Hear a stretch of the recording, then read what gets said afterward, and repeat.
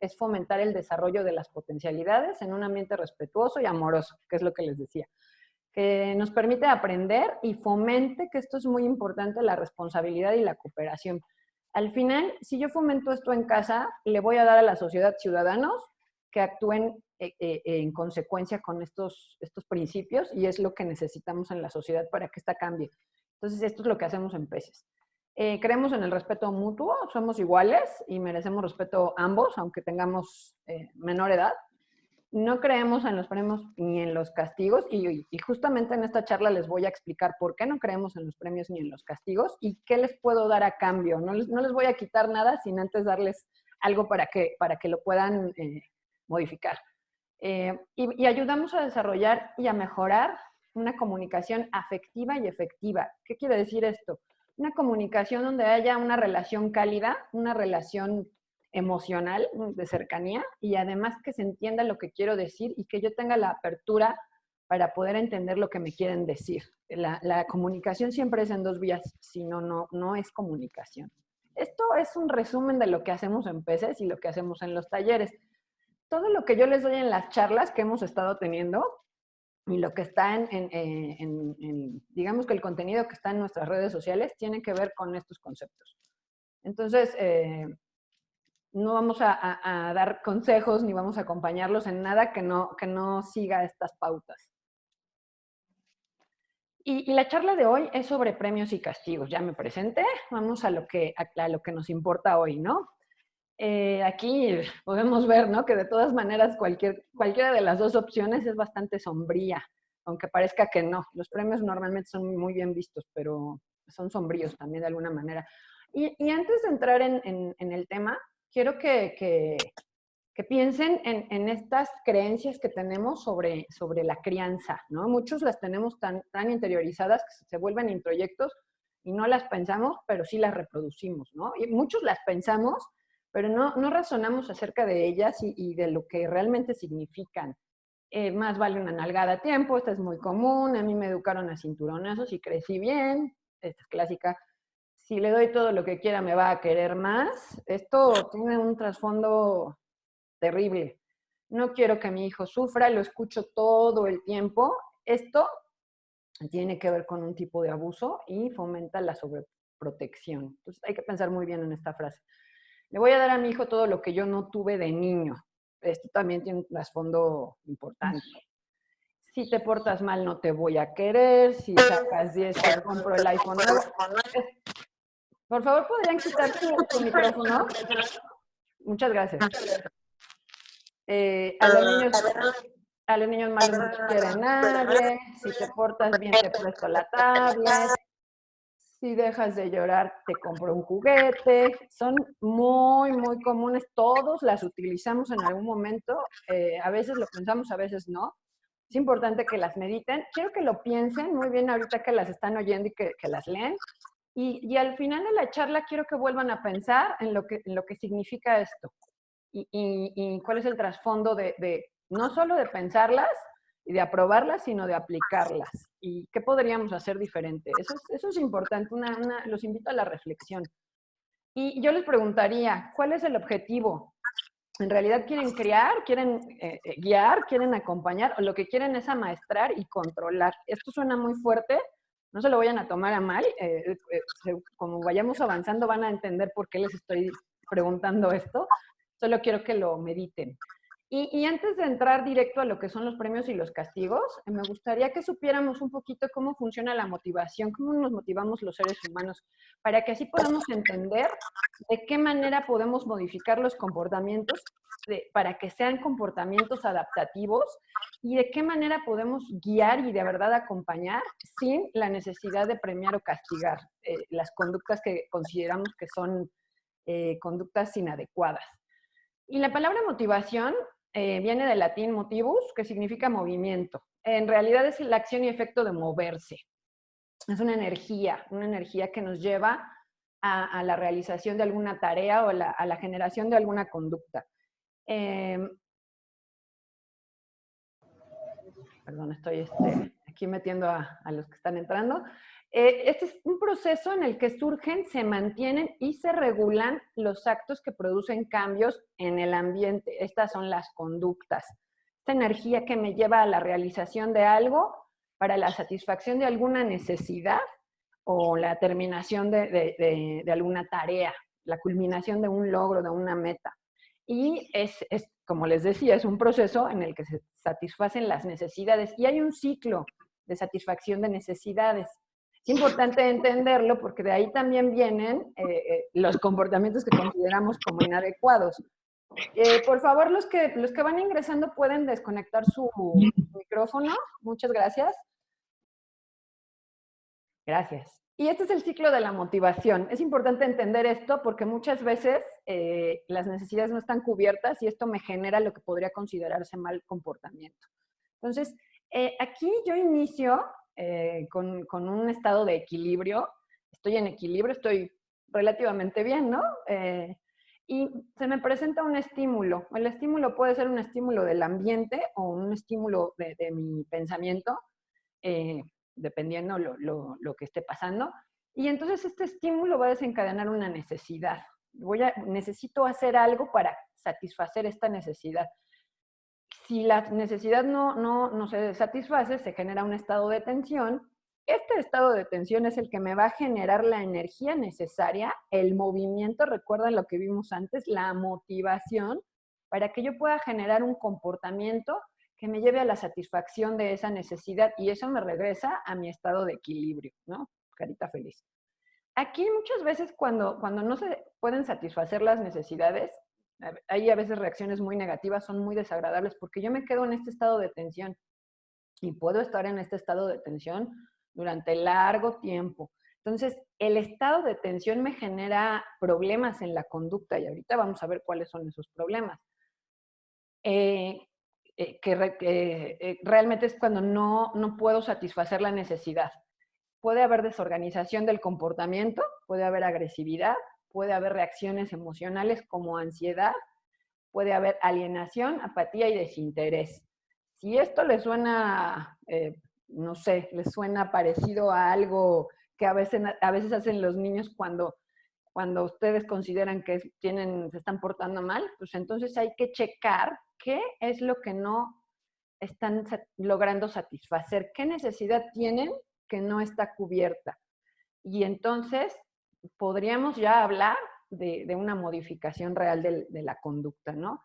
Entonces, normalmente estas actitudes tomamos todos cuando estas necesidades no están cubiertas y no están cubiertas durante un largo tiempo, porque yo puedo vivir un rato en estado de estrés, pero después empiezo a tener sensaciones muy desagradables y evidentemente las voy a mostrar en el exterior. A veces no puedo identificar qué es lo que me está haciendo falta, sobre todo cuando son niños muy pequeños o a veces adolescentes, pero sí, de todas maneras, la conducta se nota que hay una necesidad, yo lo puedo ver. Y les voy a hablar un poco de los tipos de motivación. Es importante que entendamos cómo nos motivamos para entender por qué los premios y los castigos no son lo ideal. Y tenemos primero la motivación intrínseca, esta motivación interna que proviene de mí, que es la que yo traigo y la que yo ejecuto cuando algo me interesa. Cuando yo determino que mi atención tiene que ir hacia un objeto, porque ese objeto me llama la atención, yo internamente genero esta energía para lograr este objetivo, ¿no? Pongo en marcha todos los procesos necesarios para lograr el objetivo o cumplir la meta, ¿no? De movilizar la energía. Esta es una motivación interna. Las personas que están motivadas internamente realizan actividades solo por el placer de hacerlas. Esto es un punto muy importante. Siempre nos quejamos, ¿no? De que la gente no tiene vocación, por ejemplo, los médicos que te ven el signo de pesos. Bueno, habría que determinar de qué manera fueron criados, de qué manera fueron motivados desde pequeños. Porque, en efecto, lo que necesitamos en el mundo y en la sociedad, sobre todo en la nuestra, es gente que ame lo que hace. Yo no puedo amar lo que hago si la motivación necesaria para la satisfacción de las necesidades o para la consecución de los logros no viene de mí, porque entonces yo siempre voy a esperar algo de afuera. Este es un punto importantísimo para que entendamos por qué los premios y los castigos no no nos generan a largo plazo cuestiones muy eficientes, ni siquiera respetuosas para la sociedad y para el individuo. Y la motivación externa, la extrínseca, la que viene de afuera, esta proviene de afuera, del individuo, y depende de que se cumplan algunas condiciones en el ambiente o que haya alguien dispuesto y sepa generar esta motivación, alguien que sepa movilizar estos conceptos del conductismo, alguien que esté instruido o alguien que lo haya aprendido y que vea que funciona. Cuando hay alguien de afuera que me está motivando, que me está dando algo para modificar la conducta, entonces a eso se le llama motivador extrínseco. Y como podemos ver aquí, él está persiguiendo la zanahoria, pero la motivación no viene de él, viene de afuera.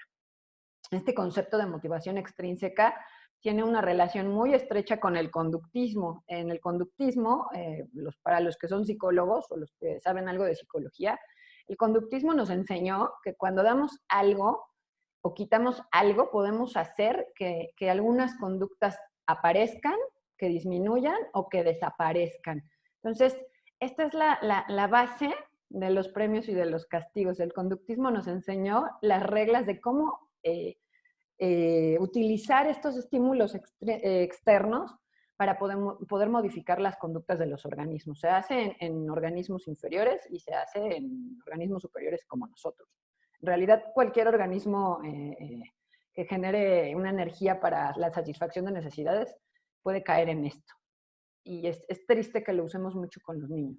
Las personas motivadas desde afuera actúan para conseguir motivadores extrínsecos, es decir, externos, ¿no? Un motivador extrínseco, pues es el dinero, por ejemplo, los elogios, eres la más bonita, eres la más guapa, o el reconocimiento social.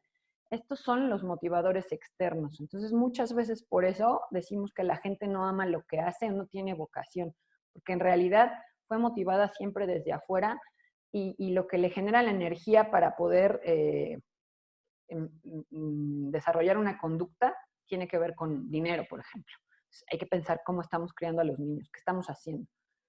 Ahora, no toda la motivación externa es mala. Hay un componente de la motivación externa que tiene que ver con el ambiente, lo que el ambiente nos está proporcionando y que yo aprendo del ambiente, cuestiones que tienen que ver con cosas naturales donde no hay un tercero modificando ese ambiente. Por ejemplo, si yo de chiquito aprendo que cuando está nublado puede llover, probablemente lo aprendí porque un día me mojé, entonces voy a saber que cuando esté nublado puede llover y probablemente necesite coger un paraguas o un impermeable.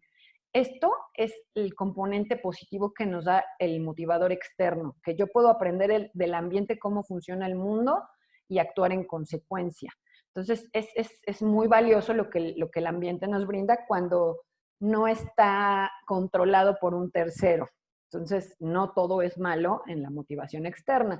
Y el otro, es decir, un tercero, por medio de motivadores externos, nos brinda esta información valiosa sobre lo que nosotros somos, sobre nosotros mismos. Cuando decimos que el otro es el espejo de nosotros y que el otro nos refleja, esto es real. Entonces, nosotros como guías, como acompañantes de niños y de adolescentes, tenemos una gran responsabilidad en utilizar estos motivadores externos de una manera en la que no busco controlar el comportamiento, sino busco acompañar y hacer que haya un aprendizaje real. Yo puedo, en este punto, puedo yo referirle al otro cosas que hace bien y yo estoy motivando externamente, pero estoy brindándole algo valioso sobre él mismo que le va a servir para desarrollar algunas habilidades que son muy importantes para poder terminar las cosas que nos proponemos y proponernos cosas más difíciles. Lo vamos a ver también. Entonces, no todo es malo en la motivación externa. Lo que no nos lleva a fines muy eficientes ni respetuosos es la manera en la que utilizamos estos motivadores externos. Y eso es lo que yo quiero darles hoy, ¿no? Quiero que podamos entender que podemos utilizar estos motivadores externos de una manera respetuosa y de una manera que guíe y que de verdad haga ciudadanos valiosos para la sociedad. Y la motivación al logro tiene que ver con conductas que son de competencia, que son reconocidas socialmente y que a veces tienen que ver hasta con trabajar en equipo, ¿no? estas cuestiones como de deportes, estas cuestiones como de trabajar en equipo en la oficina para conseguir un logro, tiene que ver con motivación al logro. Ahora, aquí hay una cuestión. Esta motivación al logro está formada por fuerzas que son contrarias. Puede ser que yo tenga un enfoque de necesidad de éxito o de logro, dependiendo cómo me hayan reforzado, pero puede ser que mi enfoque sea más bien de evitar el fracaso o hacer el ridículo. Aquí, esto, que yo tenga un enfoque más cargado hacia un lado o hacia el otro, va a depender de la manera en la que fui reforzado, de la manera en que el otro utilizó los motivadores externos y de mi personalidad, de mi carácter y de cuestiones a veces internas, ¿no? Normalmente cuando yo tengo un enfoque que va hacia la consecución de esta meta, entonces mi motivación es más cargada hacia lo interno. Me estoy fijando en lo que quiero hacer y no me estoy fijando mucho en lo que está afuera. Cuando yo tengo un enfoque más cargado en motivadores externos, y eso también depende de muchas cosas, pero sobre todo en la manera en la que fui reforzado, entonces yo me voy a fijar mucho en lo que los demás piensan de mí y que no piensen que soy un perdedor porque no quiero hacer el ridículo. Esto es muy importante porque entonces así yo me enfoco solo en la meta y así me enfoco en lo que piensan los demás. Y si yo me la paso pensando en lo que los demás piensan de mí, me voy a enfermar. Y por eso muchos nos enfermamos. Entonces, fíjense lo importante que es reforzar de la manera adecuada para que la motivación venga de donde más me va a funcionar, donde más eficiente va a ser y más me va a ayudar como individuo y más va a ayudar a la familia y a la sociedad. Entonces, aquí hay un concepto muy importante que tiene que ver con la motivación, que es la autoeficacia. La autoeficacia son estos pensamientos que yo tengo sobre mi capacidad para poder organizar y terminar una tarea que me lleve a lograr algo, a terminar una meta. Entonces es esta percepción que yo tengo de que puedo iniciar y puedo desarrollar el proceso y puedo terminar el proceso para conseguir lo que yo quiero. Esta percepción de autoeficacia está directamente relacionada con la motivación interna, con la manera en la que soy reforzado externamente, porque obviamente también tiene que ver con lo que los demás me refieren que hago bien y yo lo puedo probar si me dan la oportunidad. Y con estos motivadores internos yo puedo desarrollar esta percepción de autoeficacia. Entonces, fíjense qué importante es la motivación interna y utilizar los estímulos externos, los reforzadores externos, de una manera que me lleven a poder terminar las metas que vienen de mí.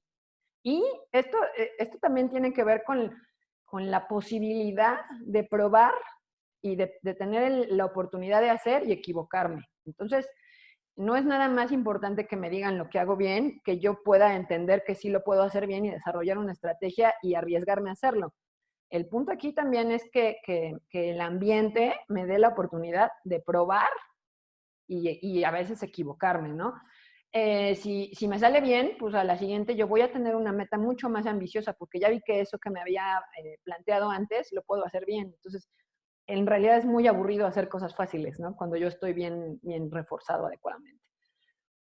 Y bueno, también esta percepción de autoeficacia, además de provenir de lo que ya les dije, también proviene de que el estímulo sea llamativo, ¿no? De que la meta sea una cosa que me llame la atención, que sea algo original, ¿no?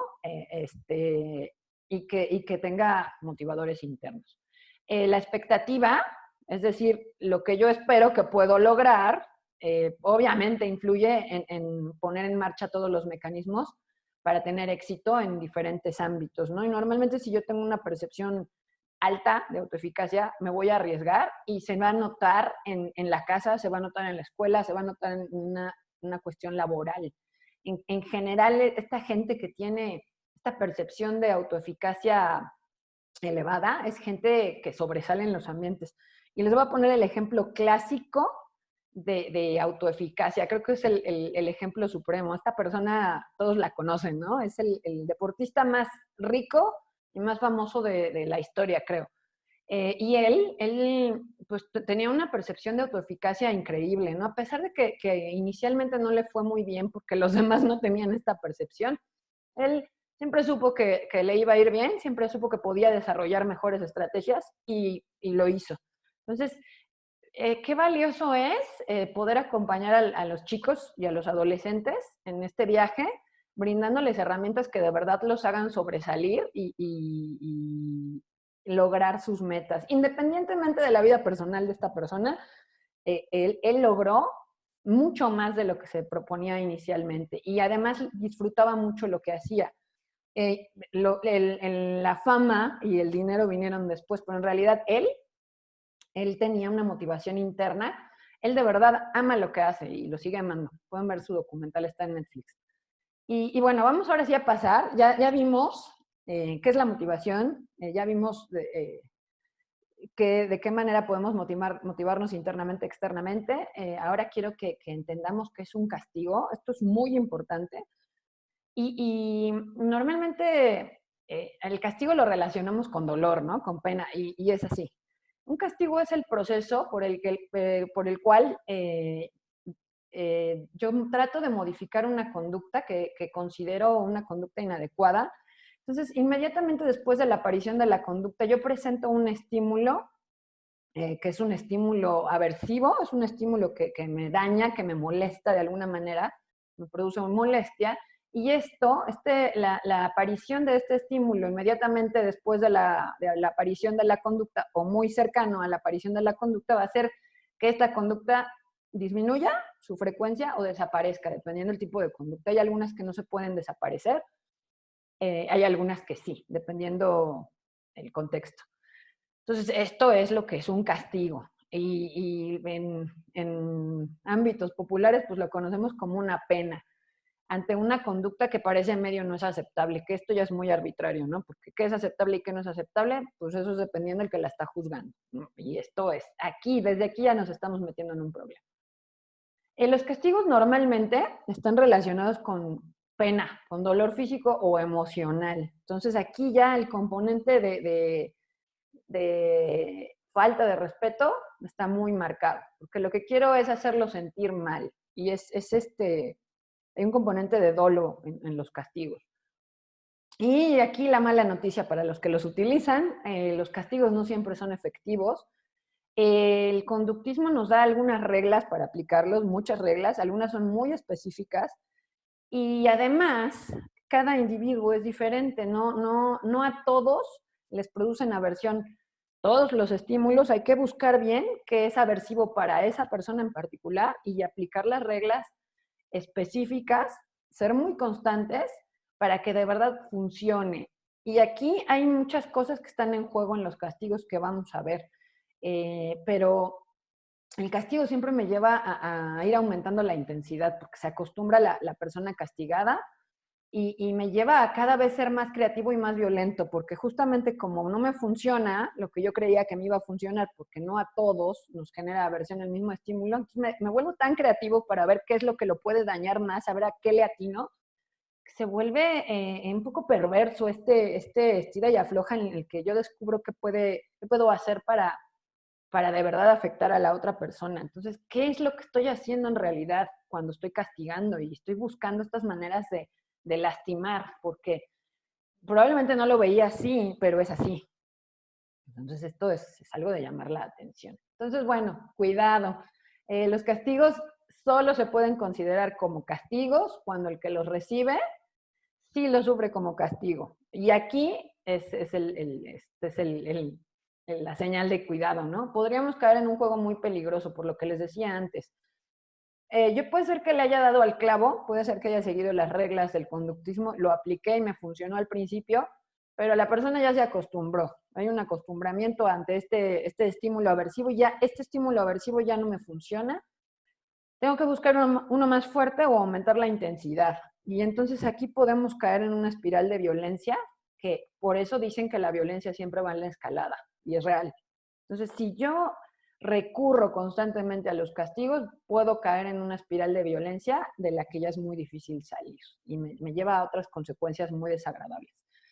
Y además, muchas veces yo estoy desde mi perspectiva de lo que puede ser aversivo para una persona, estoy imponiendo un castigo, pero pues a esa persona no le hace nada, yo veo que no le está haciendo nada, lo tomo como burla y entonces estoy buscando una manera de hacerle daño.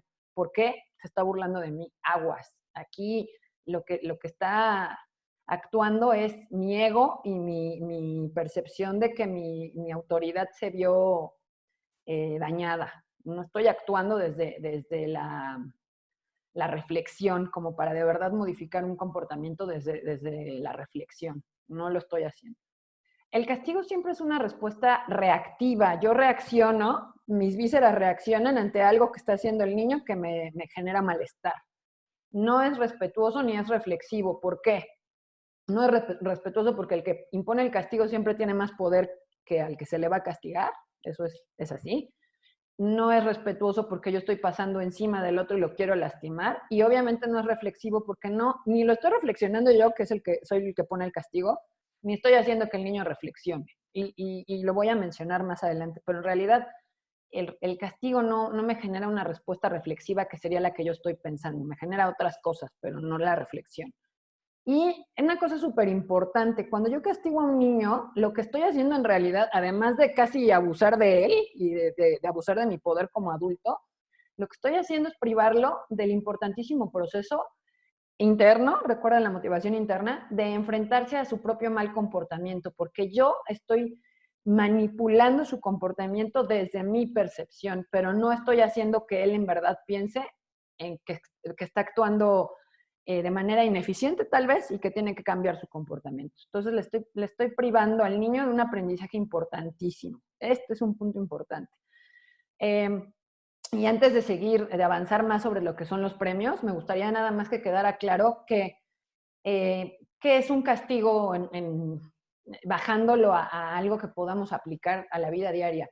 El tiempo fuera tradicional es un castigo. Lo que estoy haciendo es sacarlo del lugar en donde yo estoy, lo estoy exiliando, le estoy quitando algo que él quiere, que es estar ahí en el mismo ambiente, entonces le estoy quitando algo, le estoy mandando, supuestamente, si el organismo lo considera así, lo estoy mandando a un lugar a donde no quiere ir. Eso es un castigo por muchas razones. Cuando yo hago que un niño, por ejemplo, haga una actividad para reparar un daño que hizo y esta actividad es muy exagerada, o cuando no viene la respuesta del niño, cuando yo lo obligo, a eso se le considera un castigo. Por ejemplo, el niño no hizo la tarea, entonces la maestra le pone a hacer 100 planas de tengo que hacer la tarea. Eso es un castigo y no es reflexivo. Por ejemplo, cuando yo obligo a un niño a pedirle disculpas a otro niño o a un adulto, eso también es un castigo. Y vamos a ver más adelante por qué. No se los quiero adelantar, pero quiero que lo piensen, porque todos los usamos. Cuando a un niño no arregla su cuarto y yo, como para compensar que no está haciendo lo que tiene que hacer, que se está portando mal, lo pongo a limpiar toda la casa, eso es un castigo también. Entonces hay que pensar muy bien en lo que estamos haciendo para modificar las conductas y deberíamos pensar también, además, por qué consideramos algunas conductas como mal comportamiento. Si tienen dudas sobre lo que es mal comportamiento, en la red social de PATCA voy a compartir un videito chiquito donde describo qué es un mal comportamiento, de dónde proviene, para que podamos entender también que mucha de la manera en la que nosotros reaccionamos como adultos tiene que ver con cuestiones que no son comportamientos inadecuados y que nosotros mismos generamos. Entonces es muy importante, si les interesa más saber esto, busquen en las redes sociales. Yo creo que lo voy a publicar en estos días. Y ahora pasemos a lo que son los premios. Un premio, bueno, es muy agradable, ¿no? Es lindo recibir un premio, es algo gratificante para el que lo recibe y pues en conductismo decimos que es una consecuencia positiva y que sigue inmediatamente después de una conducta y le llamamos reforzador positivo. Son estímulos que aparecen inmediatamente después de esta conducta. ¿Alguien podría, por favor, apagar su micrófono? Muchas gracias. Aparecen inmediatamente después. Gracias. Después de la aparición de la conducta, y lo que hacen es hacer que esta conducta aumente y se mantenga a través del tiempo. Ese es el objetivo del reforzador positivo. Hacer que aparezca una conducta, hacer que se mantenga a través del tiempo. Normalmente estas son conductas que yo quiero que se repitan, al contrario a los premios. Y bueno, los premios son muy atractivos, al igual que los castigos, porque aparentemente nos producen resultados rápidos, eso es real, eso es cierto, por eso muchos de nosotros los usamos, pero en realidad no son respetuosos ni para el que los recibe ni para el que los da. Y vamos a ver por qué tampoco para el que los da son respetuosos a largo plazo y mediano. Lo que hacen es negar la información necesaria para desarrollar autonomía, iniciativa, diligencia. Estas son vitales para la autodisciplina, la formación del carácter y la autoestima. Entonces, fíjense todo lo que tiene que ver o todo lo que involucra criar o acompañar a un niño en esta cuestión de estarle pagando para que se porte bien, porque al final los premios son un tipo de soborno y es fuerte verlo así, pero es real. Yo le estoy pagando al niño para que se comporte de la manera que se tiene que comportar. Y los premios lo que hacen, ya analizándolo más fríamente y más profundamente, es hacer al padre responsable, no al niño, de los comportamientos. Y aquí lo que hace, pues, es evitar que los niños aprendan a tomar decisiones. Y una cosa importantísima, no pueden determinar un código para futuros comportamientos. La cuestión del desarrollo moral la estoy bloqueando cuando yo estoy sobornando a los niños para que se porten como yo necesito que se porten. Entonces, esto es algo de pensar. Y los premios también animan al niño, y esto es importante, a creer que el comportamiento apropiado solo es requerido cuando el adulto lo está viendo o cuando alguien lo está vigilando, lo está evaluando. Y aquí la cosa se complica y se complica para el que está premiando, y es lo que les decía. Aquí es irrespetuoso para los dos. ¿Por qué? Porque cuando yo estoy criando y estoy acostumbrando a premiar por el buen comportamiento, en algún punto estos premios se van a volver arbitrarios, se vuelven inflacionarios. Ya no me va a alcanzar para pagarle porque se porte bien. Y me va a estar exigiendo en cada momento premios más grandes y mucho mejores a cambio de su buen comportamiento. Entonces, esto es algo que tienen que pensar si van a criar premiando las conductas adecuadas, porque va a llegar un punto y este punto normalmente se vuelve mucho más marcado en la adolescencia. Por eso muchos papás tienen muchos problemas con sus hijos en la adolescencia y se quejan de que los ven como máquinas registradoras, pero no han pensado que generaron ellos este tipo de percepción en sus hijos. Entonces, es importante que lo piensen para que determinen si los van a usar o no los van a usar. Y bueno, la consecuencia del abuso de los premios y de los castigos. Los premios y los castigos pues tienen la idea o el propósito de controlar y manipular el comportamiento. Y lo que hacen es invitar a la resistencia dependiendo del tipo de personalidad, de temperamento que tenga el niño o el adolescente, porque lo que están haciendo es forzar a los niños a comportarse de una manera. Entonces, podemos caer en dos cuestiones aquí. O vuelvo a niños muy rebeldes y adolescentes muy rebeldes, o los vuelvo muy sumisos. No hay puntos medios en esto. O los piso y estoy encima de ellos y ya les gané, que es lo que conocemos como los niños perfectos. Los aplasté de tal manera que el niño siempre se comporta de la manera que se tiene que comportar.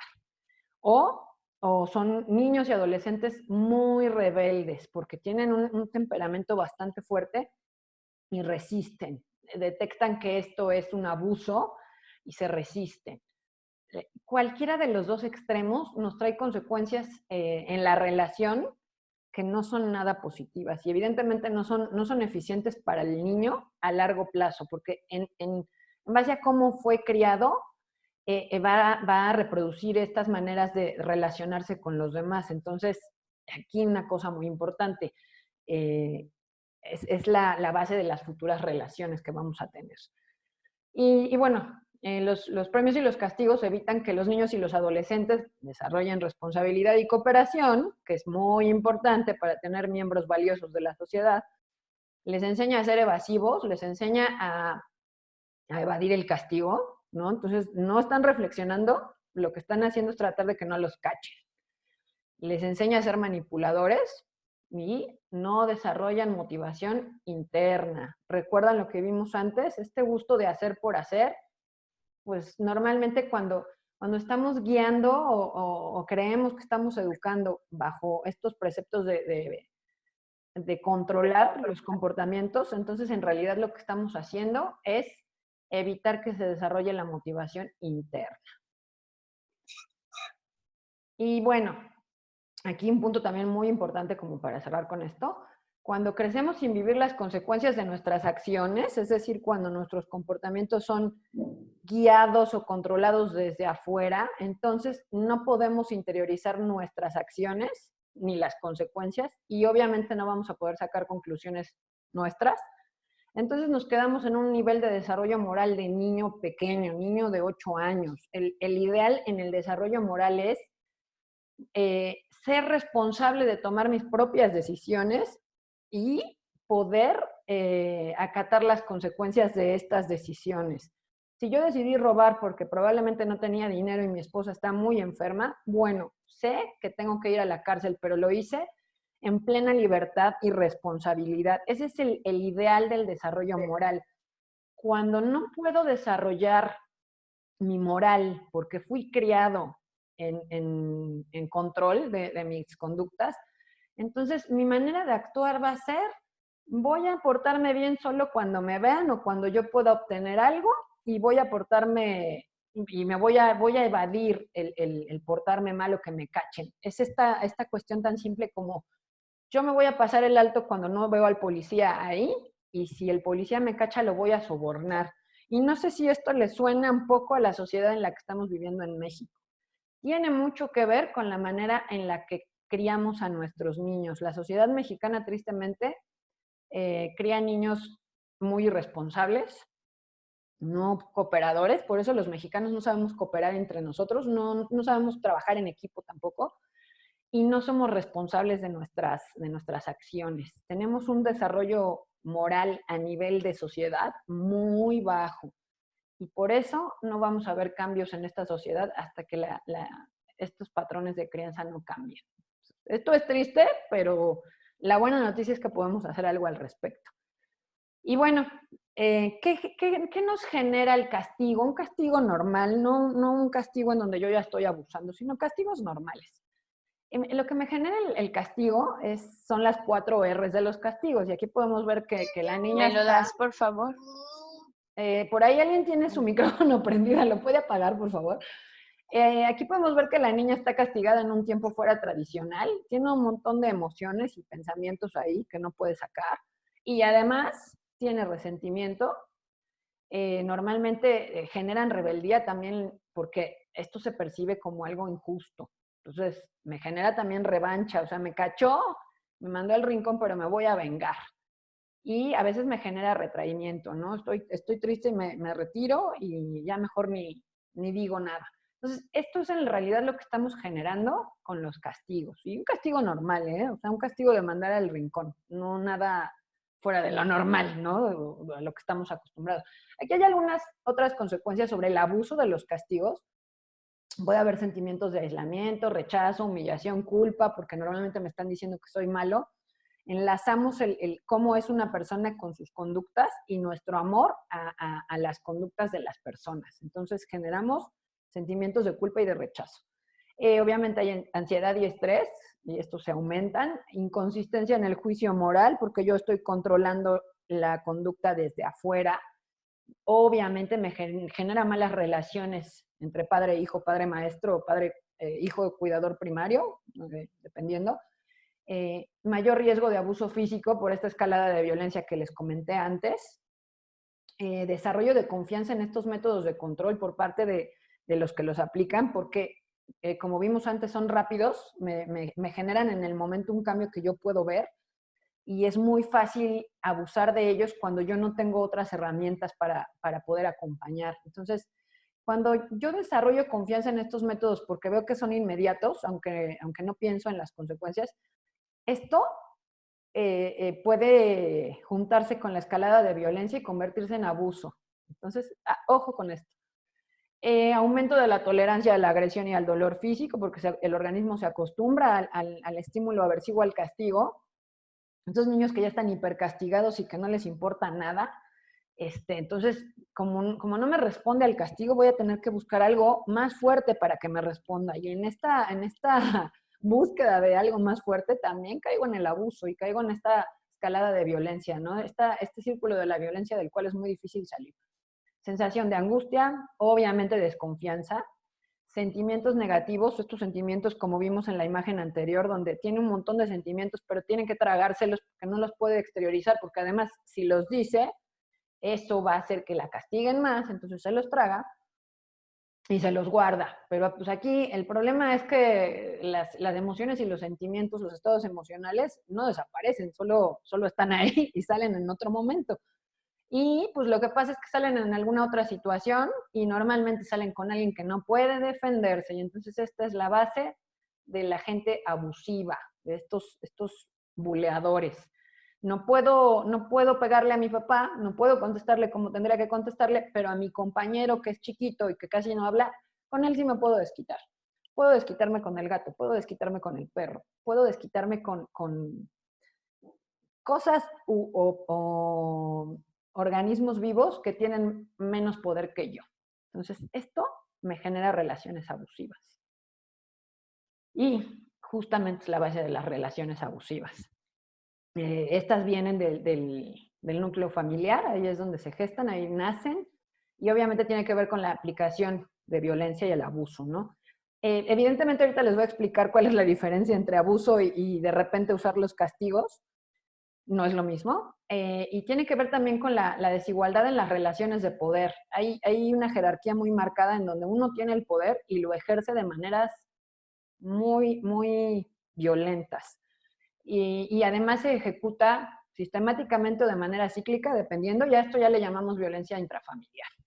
Y bueno, en la familia se desarrollan estos actos abusivos en donde hay relaciones de jerarquía y subordinación. Uno está arriba y el otro está abajo, que es lo que les comentaba antes.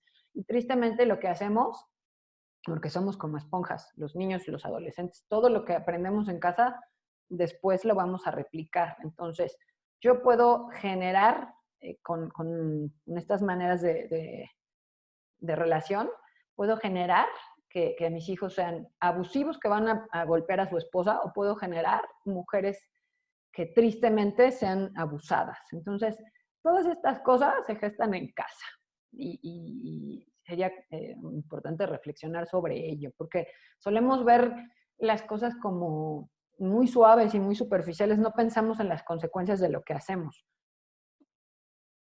Y bueno, ahora antes de pasar a la delgada línea que hay entre los premios y los castigos y el abuso, sí quisiera dejar claro que cuando yo como papá de repente me veo desbordado por una emoción y tal vez nalgueo a mi hijo porque en ese momento no pude gestionar adecuadamente mis emociones y entonces lo que hice fue reaccionar desde mis vísceras, ok, le doy la nalgada. Yo puedo hacer muchas cosas para arreglar esta situación. Una cosa importante en esto es que si yo no utilizo este método para calmar a mi hijo sistemáticamente y yo no lo utilizo para lastimarlo, a eso no se le llama abuso. Si de repente reaccioné, bueno, eso también se vale porque somos humanos. Aquí la cosa es cómo manejo yo esta reacción cuando se me salió de las manos. Y aquí viene la diferencia entre tener una buena relación y reconocer los errores y volver a utilizar ese método porque me funcionó y se cayó, que es ahí donde a veces pasamos esta delgada línea entre los premios y los castigos y el abuso. Entonces, y el abuso ya es cuando yo sistemáticamente utilizo la nalgada para calmar a mi hijo, ¿no? Porque después ya no va a ser una nalgada, va a ser una cachetada. Si yo pido disculpas a mi hijo y le hago entender, hablando con él, mediante este mensaje yo, que lo vimos en pláticas anteriores, que yo me puedo equivocar y que se me salió de control, le estoy dando una gran lección a mi hijo, le estoy enseñando que soy humano, le estoy enseñando que los errores se pueden arreglar y además le estoy enseñando que yo puedo hablar con él para tratar de resarcir el daño. Evidentemente la idea sería buscar soluciones con él, porque evidentemente también yo me salí de control porque hay algo que me está generando un malestar. Entonces, es una gran lección la que yo le puedo enseñar a mi hijo cuando yo trato de hablar sobre este exabrupto que yo tuve. Entonces, y a eso no le consideramos abuso, si yo tengo una buena comunicación, una relación cálida con mi hijo y de repente tengo esta reacción, no se considera abuso. Inclusive cuando yo de repente premio, tampoco se considera abuso, y no le estoy generando ningún daño. Aquí el problema de los premios y los castigos es cuando yo los utilizo como un sistema de crianza y no tengo otras estrategias y además tengo muy mala comunicación con ellos. No hay una relación cálida. Ahí es donde empezamos a generar los problemas. Entonces, para que no se estresen tampoco. Bueno, aquí hay algunas otras frases que tienen que ver con control, el que paga manda, ¿no? Los niños de ahora necesitan disciplina, eso es cierto, y a veces por esto caemos en el abuso. No quiero que mi hijo sufra, ya lo dijimos antes, pero esto tiene que ver con abuso también, porque es sobreprotección. Le voy a dar a mi hijo todo lo que yo no tuve, absolutamente todo. Dale lo que quiera para que deje de llorar, esto es real. Si eres bueno, te compro ese videojuego que tanto quieres. Habría que pensar en qué significa esto de ser bueno. Te voy a dar más fuerte para que llores con provecho. Todos lo hemos escuchado. Entonces, bueno, esto lo utilizamos constantemente. ¿Es real que los niños necesitan límites y disciplina? Es real. Es real que ahora en esta época, sobre todo cuando hay muchas tendencias de crianza en las que parece no existir un límite, parece no existir una estructura y parece que ya caímos exageradamente en la permisividad, es cuando nos planteamos que en realidad necesitamos disciplina. Y sí, es real, lo necesitamos y necesitamos límites, pero necesitamos disciplina y límites respetuosos y se puede hacer, no por querer disciplinar, porque ya caímos en esta manera permisiva de criar o de acompañar, vamos a caer en el abuso. Entonces tenemos que identificar cuál es la diferencia entre disciplinar desde la disciplina positiva, qué son los límites y qué podemos hacer al respecto para no caer en el abuso de los castigos y de los premios. Y antes de seguir, bueno, la disciplina de la buena, la disciplina positiva, la que sí nos sirve, la que nos hace crecer como personas, pues es un proceso en realidad de aprendizaje. No es una manera de mantener el control de maestros, ni de padres, ni de cuidadores primarios. Y lo que hace es implicar procedimientos que son preventivos y correctivos y ayuda a los niños y adolescentes a hacerse cargo de sus propias vidas. Esto es súper importante, porque en realidad esto es el verdadero significado de acompañar y de guiar, que en algún punto los niños y los adolescentes puedan hacerse cargo de sus propias vidas, que puedan tomar decisiones y aprender de las consecuencias, es decir, que puedan llegar a un nivel de desarrollo moral que es el ideal para cualquier sociedad. Esto es disciplina en realidad. Y bueno, la disciplina y el castigo no tienen nada que ver, son totalmente distintos porque en la disciplina yo estoy enseñando, estoy respetando al otro, me adelanto, no solo reacciono y es positivo, me da algo, no me quita algo. Y este es un proceso en el que yo me hago responsable con controles internos, son dirigidos desde adentro y fomento la cooperación. La diferencia es abismal con el castigo. Los límites, pues es muy simple. En realidad un límite es algo que me dice que no me puedo pasar de cierto nivel. Es el fin de algo o es una frontera que separa dos cosas, en donde yo ya sé que de aquí no me puedo pasar. Eso es un límite. Y a esto, a los límites que yo les enseño a los niños desde pequeños, es decir, cómo funciona el mundo, qué es lo bueno y qué es lo malo, a esto se le llama estructura, son hábitos, son rutinas y es la manera en la que yo le digo hasta dónde puede llegar. Pero de qué manera se lo voy a enseñar, este es el punto clave. Y antes de seguir y explicar un poco de qué manera se lo voy a enseñar, nada más para que quede bien claro lo que es el abuso y cuáles son los tipos, porque hay cosas que no consideramos como abuso. Entonces vamos a ver qué es abuso, cuáles son los tipos de abuso, y ya después vemos la parte linda de esto. Según el Comité Nacional para la Prevención de Abuso Infantil en los Estados Unidos, el abuso infantil es un daño o un patrón de daño que es intencional. Recuerdan lo que comentamos antes, el componente donde yo quiero dañar. Incluye abuso físico, abuso sexual, negligencia, daño psicológico y daño emocional. El abuso emocional tiene que ver con cosas que yo quiero, que no son racionales con respecto a las capacidades que tiene el niño. Están totalmente alejadas de la realidad. y puede incluir ataques verbales, bromas, el sarcasmo también es un tipo de abuso, apodos ofensivos, insultos, amenazas, que son constantes, y ser controlado con manipulación, es decir, con premios, y conductas de ignorar al niño. Yo te voy a ignorar cuando eres malo y yo te voy a atender cuando eres bueno. ¿Qué creen? Eso es un tipo de abuso. Hay un tipo de abuso emocional del que no estamos muy informados, que tiene que ver con que los adultos enfrente del niño desarrollen conductas antisociales. Por ejemplo, abuso de sustancias, cuando los adultos se alcoholizan, por ejemplo, y empiezan a actuar de maneras que son totalmente desadaptativas y el niño los está viendo, ¿qué creen? Eso es abuso emocional también. Y evidentemente el abuso de otras sustancias en presencia de un niño, eso también se considera abuso emocional y te marca para la vida adulta. Incluso también es parte de la base de las adicciones. Tiene que ver con codependencia. Es un tema bastante interesante. Entonces, también eso se considera abuso emocional. El abuso físico es el que todos conocemos, donde yo lastimo al niño intencionalmente, incluye moretones, incluye lesiones internas o externas.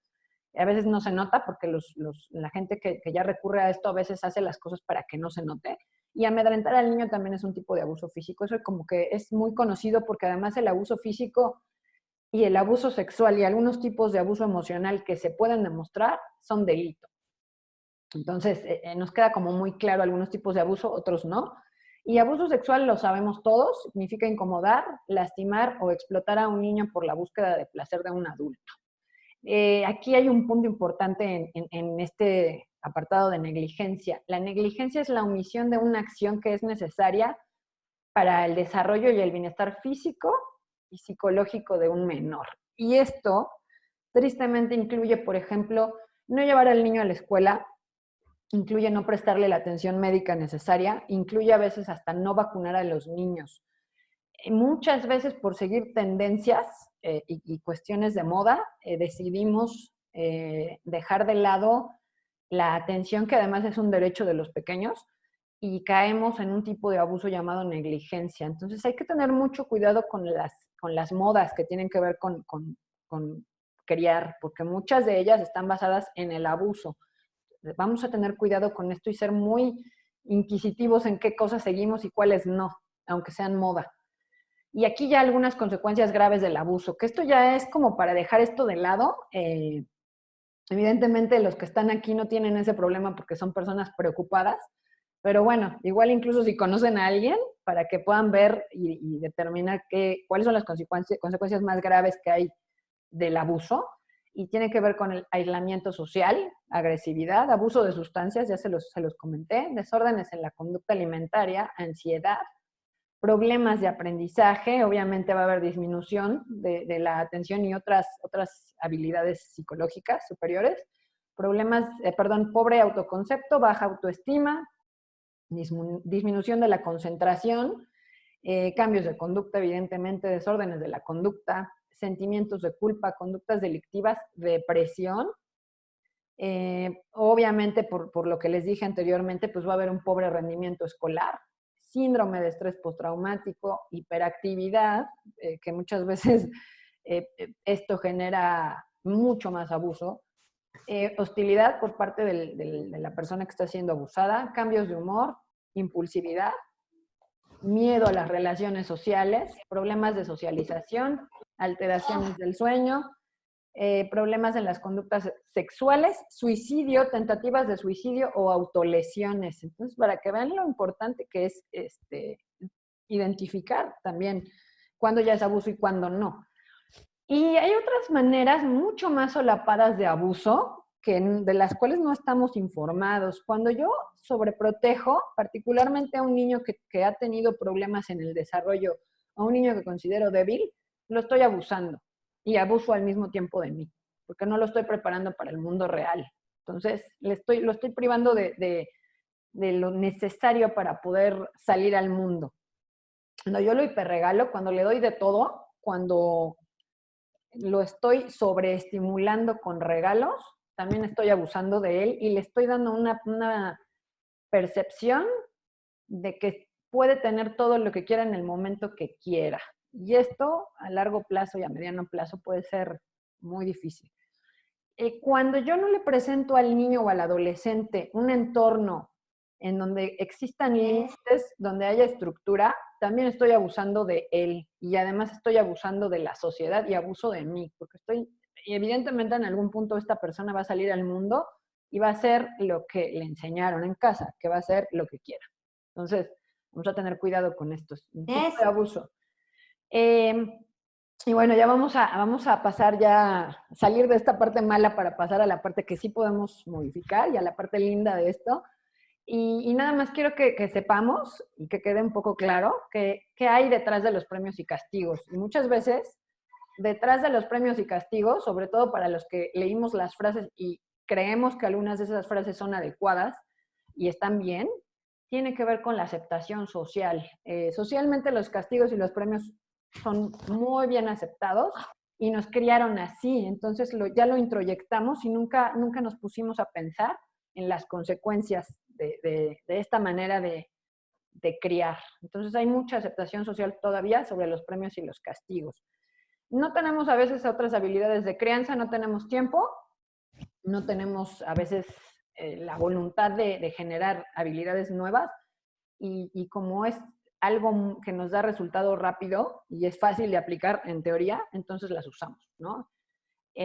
Mal manejo emocional de los padres, hay una mala gestión de las emociones de los papás, a veces son muy impulsivos, a veces no manejamos adecuadamente el estrés y esto también hace que abusemos de los premios y los castigos dependiendo del humor que tengamos, cómo nos fue en el trabajo, si nuestra relación de pareja está bien. Entonces puede ser que de repente castiguemos arbitrariamente, pero si estamos de buenas, permitimos y premiamos también arbitrariamente. Entonces, a veces no es ni siquiera que haya las demás, ¿eh? A veces es un mal manejo emocional de los papás o de los cuidadores primarios. Y si yo estoy bien, entonces puedo acompañar bien. Por eso tengo que gestionar también mis emociones para que cuando venga un comportamiento yo pueda salirme de él y no reaccionar desde las vísceras. Eso es muy importante. Y el mal manejo de las emociones, una mala gestión de las emociones me va a dar un pobre control de impulsos.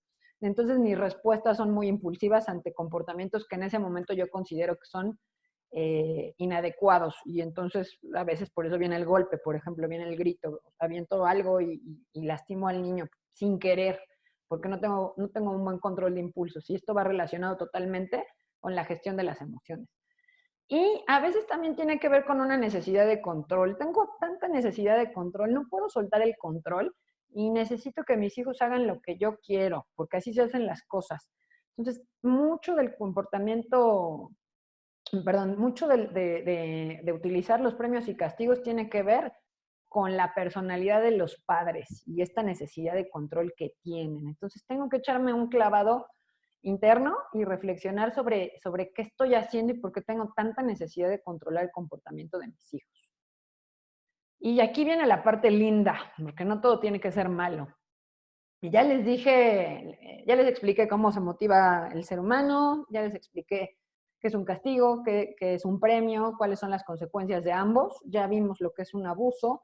Entonces ya podemos hacernos a la idea de qué cosas de lo que leímos anteriormente o por qué esas cosas están mal y qué puedo hacer para cambiarlo.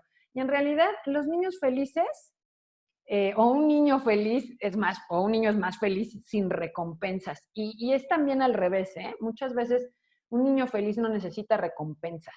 Entonces, esto también hay que pensarlo. Si un niño se siente pleno, si está mirado, totalmente atendido, si se siente aceptado, se siente incluido en el núcleo familiar, entonces lo que va a hacer es actuar en consecuencia a esa sensación, a esa percepción que tiene de sentirse aceptado y querido. Y cuando se fortalece la conexión emocional, los comportamientos inadecuados disminuyen drásticamente. Entonces, por eso es importante darles un entorno cálido en el que los hago sentir queridos, incluidos y no juzgados. Y evidentemente pues, con límites, ¿no? ¿Alguien tiene su micrófono prendido? ¿Lo podrían apagar, por favor? Gracias. Y bueno, un niño menos castigado que experimenta las consecuencias de sus acciones es un niño más responsable. ¿Por qué? Porque entre menos lo castigo y menos trato de controlar su comportamiento desde afuera, más estoy fomentando la responsabilidad y el que él pueda experimentar las consecuencias de sus acciones. Y aquí estos puntos son importantes porque a largo plazo no hay un cambio cuando castigamos, ni es un cambio que se mantenga a través del tiempo, no es duradero, es un cambio en el momento. Y recordar que todos los comportamientos tienen un motivo. Los malos comportamientos tienen un origen en necesidades que no están cubiertas.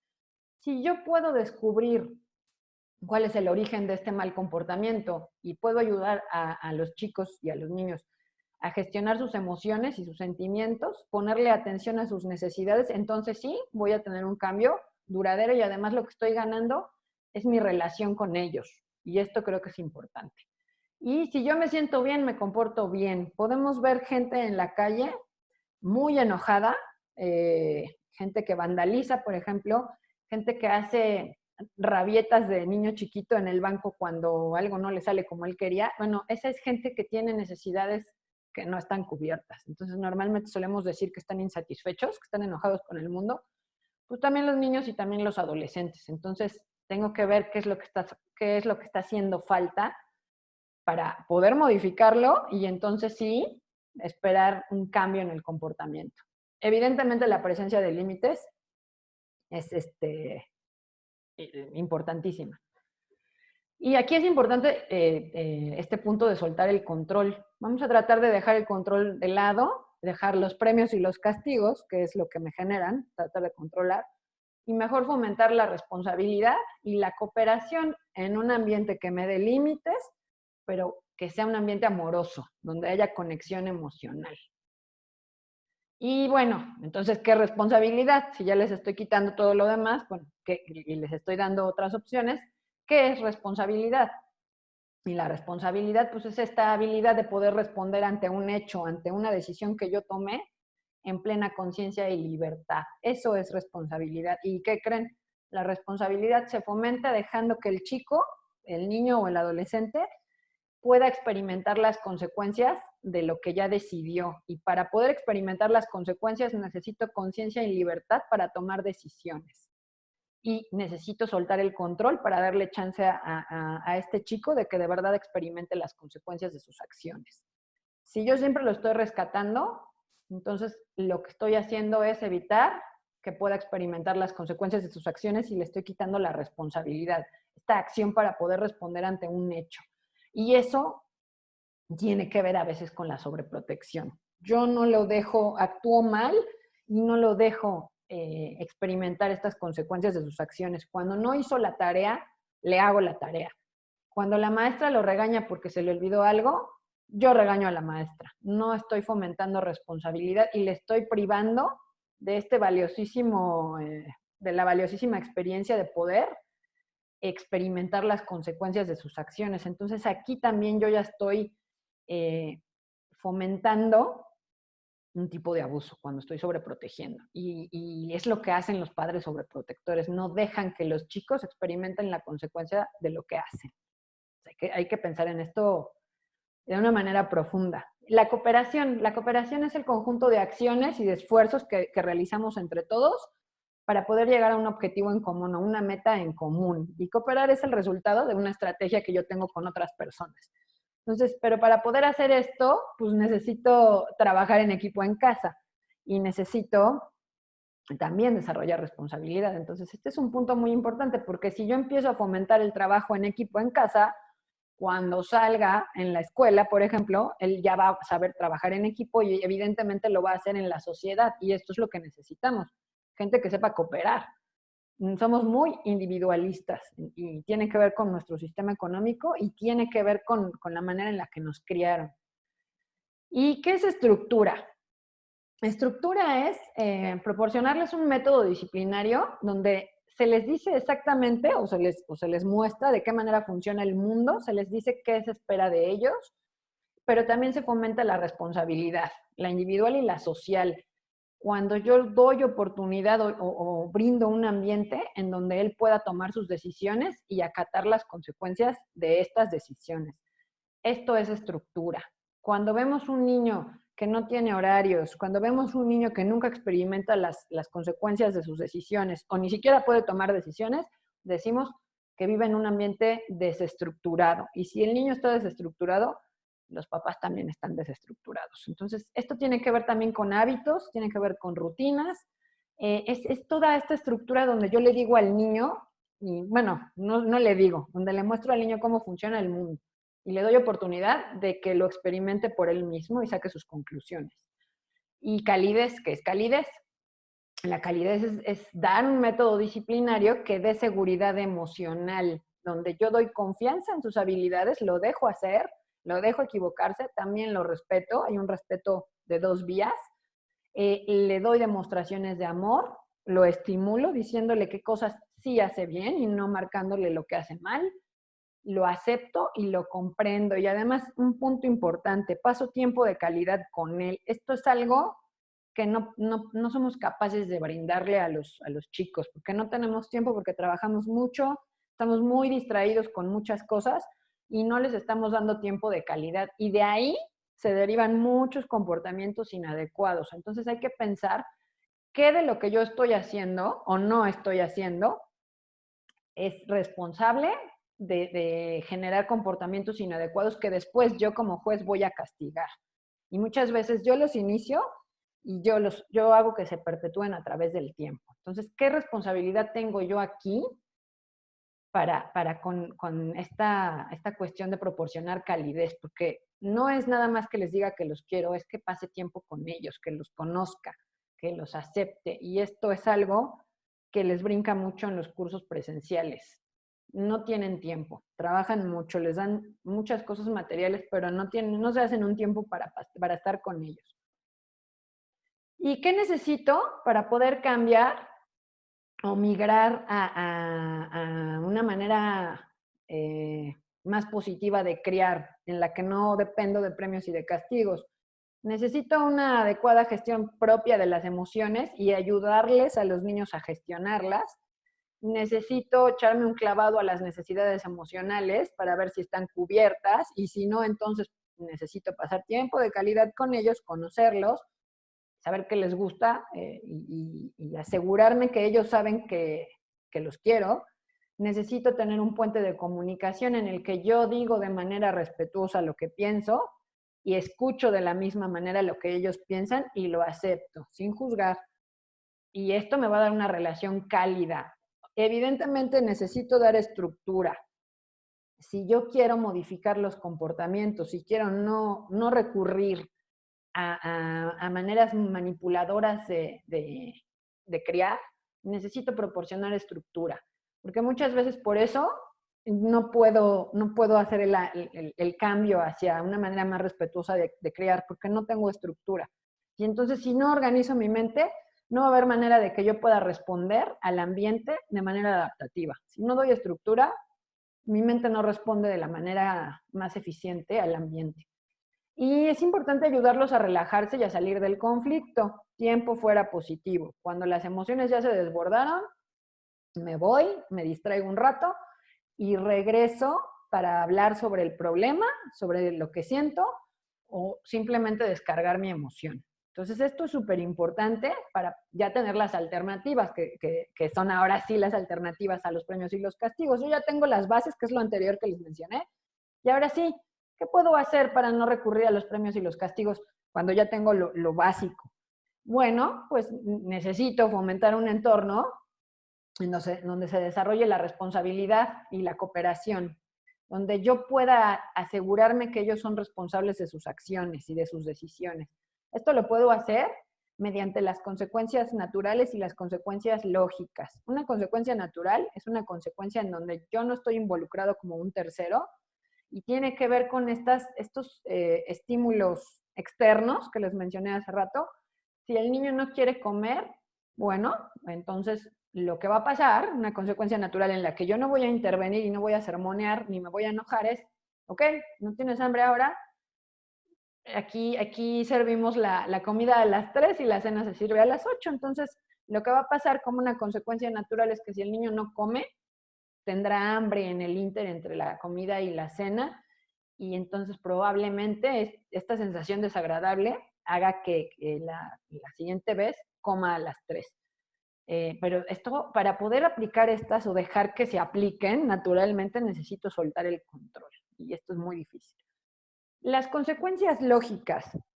Una consecuencia lógica tiene que ver con que yo como un tercero, de manera inteligente y racional, puedo aplicar una consecuencia lógica a un evento. Para que una consecuencia sea una consecuencia lógica y no sea un castigo, tengo que revisar. Lo que quiero implantar como consecuencia, ¿es respetuoso con el niño? ¿Está generando culpa? ¿Viene desde mi enojo o no viene desde mi enojo? Si no genera culpa y no viene desde mi enojo, probablemente lo estoy haciendo bien. Y está relacionada con el evento con el que yo quiero generar un cambio. Si yo dije sí a todas estas, entonces no es un castigo. Si yo estoy generando culpa, no tiene que ver con el evento y además es totalmente irracional, entonces no es una consecuencia lógica, es un castigo. Un ejemplo de una consecuencia lógica, y que además a veces no tengo que imponer yo, ¿eh? A veces los niños deciden cuál es una consecuencia lógica a una conducta. Al niño se le cayó el vaso con agua. Una consecuencia lógica sería que el niño limpiara el vaso con agua, que además es un accidente, no es un comportamiento inadecuado. Si al niño se le ocurrió hacer la de Picasso en la sala en la pared de la sala, una consecuencia lógica sería que el niño limpiara, pero muchas veces nosotros desde nuestra lógica de adultos, pues la consecuencia lógica cuando el niño pintó la pared es que no ves televisión en 3 meses. No es respetuoso, probablemente genere culpa, seguramente sí. Seguramente es manipulador porque la mamá va a decir que tiene que limpiar, que siempre es lo mismo. Normalmente no tiene que ver, ¿no? El hecho de que yo le quite la televisión 3 meses al niño por haber pintado la pared no tiene nada que ver con el evento. Entonces, esto no es una consecuencia lógica, es un castigo. Así es como yo puedo diferenciar las consecuencias lógicas de un castigo. Necesito soltar el control para poder migrar a una manera más respetuosa de criar. Esto es importantísimo. Necesito dar oportunidad de hacer y de equivocarse para fomentar la responsabilidad junto con las consecuencias de las acciones. Necesito sermonear menos y actuar más, es decir lo que voy a hacer y actuar en consecuencia en lugar de estar tratando de manipular a los demás. Necesito actuar y no reaccionar. ¿Qué voy a hacer para modificar este comportamiento y que esta actuación no venga de mis vísceras?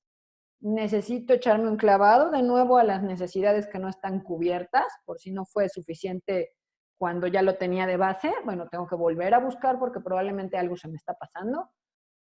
Necesito escucharlos, que se sientan escuchados y no juzgados. Necesitamos buscar soluciones en conjunto con una herramienta de peces que se llama reunión familiar, en la que todos decidimos que hay un problema y buscamos una solución, pero entre todos. Cuando yo busco una solución a los problemas y yo estoy de acuerdo, entonces es mucho más fácil que pueda fomentar la cooperación hacia esa solución. Recuerdan, la cooperación se fomenta en casa gracias a las reuniones familiares.